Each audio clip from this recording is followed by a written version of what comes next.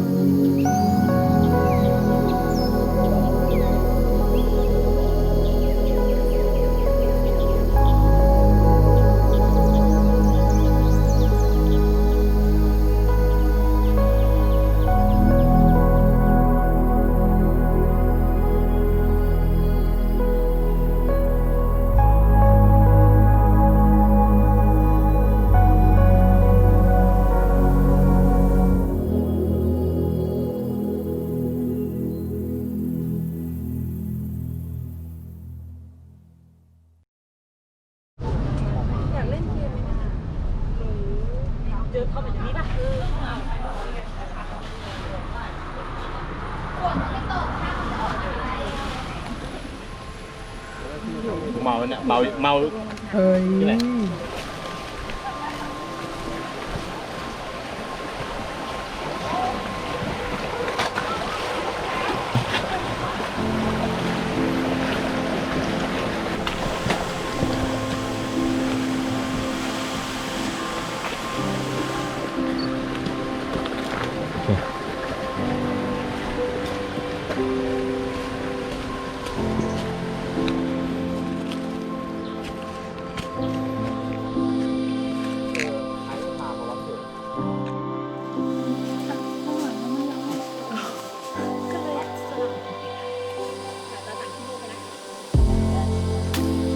เดี๋ยวไปเลย ไหนเงาะว่าเงาะ เดี๋ยวนี่ต้องเข้าแล้วแหละ ใครพกเงาะมา เดี๋ยวนะ ทำท่าดื่มสดชื่นด้วย เชื่อทุนจะซื้อแดก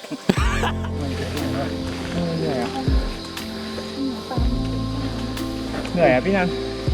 คือวันนั้นเลยจิ ร้อนว่ะ เดิน แล้วนอนน้อยอ่ะ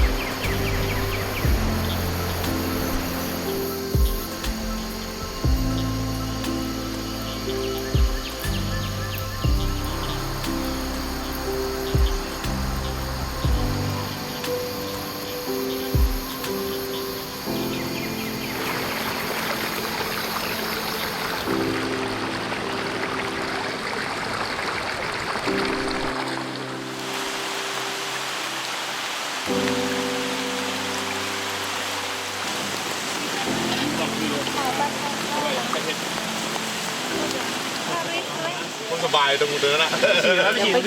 ตรงพี่เดี๋ยวไปขี้ตรงนั้นก็ไปขี้ตรงไว้ได้ไหม มันขี้ไปก็ดีเลยก็พี่ล้างตีนน่ะน้ำล้างตีนก็หล่นหน้าเต็ม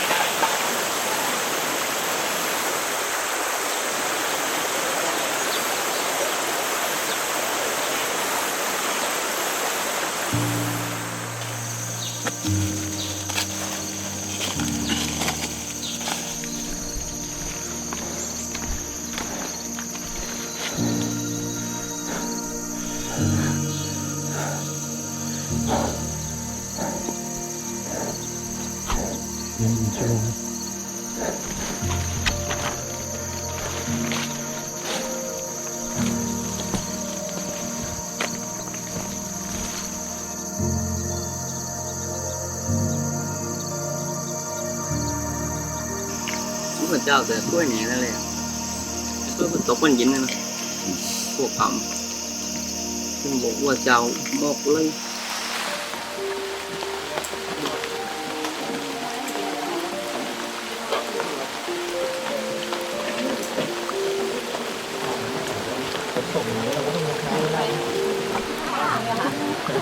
ว่าตายตายเลยตาย เยอะแยะเลยอ่ะ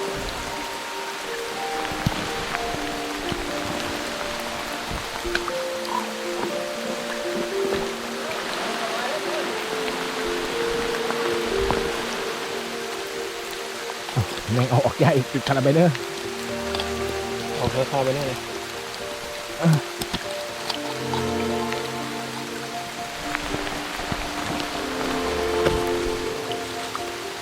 ใช่เลยพี่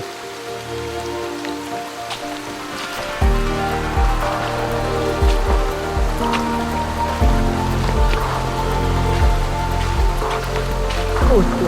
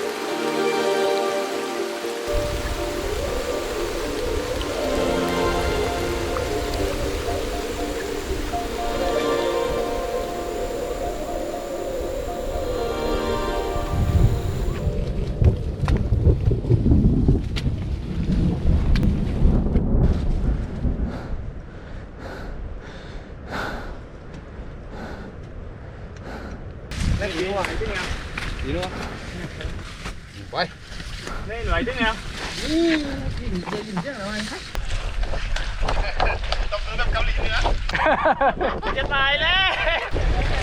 โดนฆ่าคนละ8 ตัว10 ตัวคุณเดินมาที่หลังไม่โดนเลยดิชัดแนวหน้าเคลียร์ท้ายหมดแล้วแนวหน้าโคตรลกเลยดูกินไหมล่ะนี่ไงมีที่กลางเปไหม อยากแห้งเราหมดแล้วเนี่ยรอจนแห้งแล้วก็ยังไม่มาเลยเปลี่ยนชุดดีกว่าที่นอนก็พร้อมแล้ว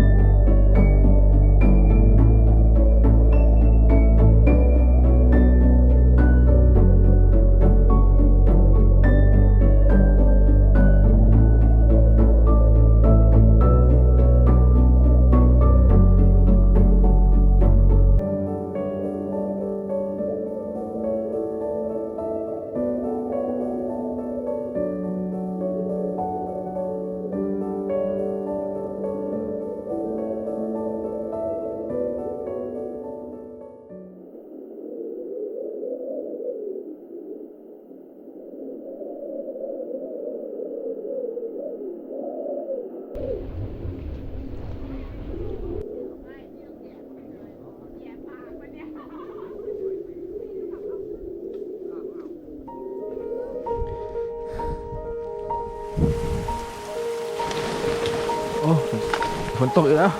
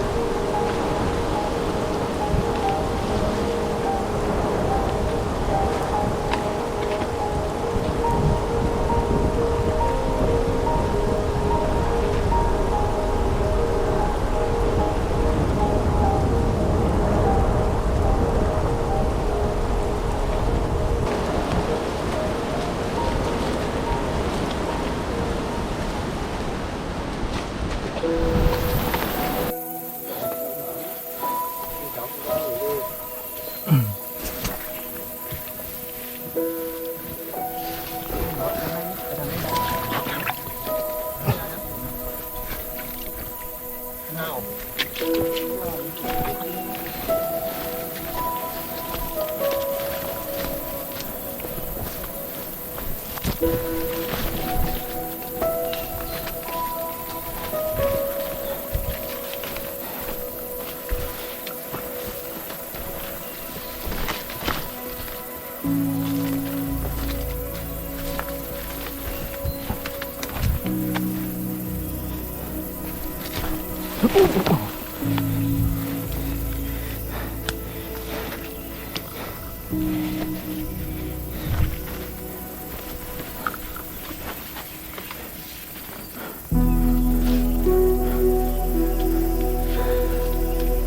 อ้ย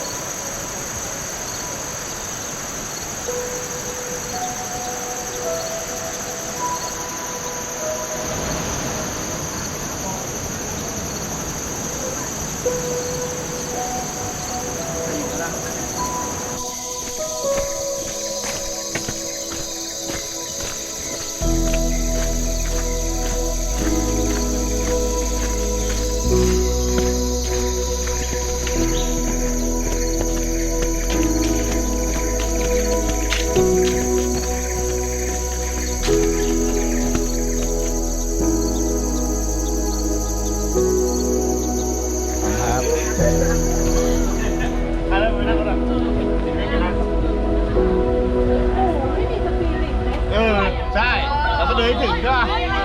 เราต้องเดินให้ถึงเลย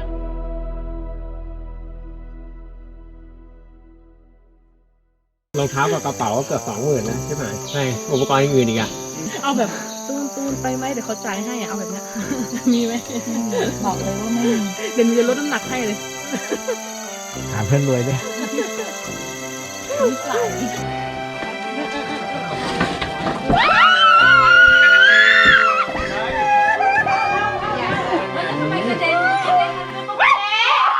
ไหน โอ้ยเราก็นึกว่าทาก ใช่ป่ะโม่ เฮ้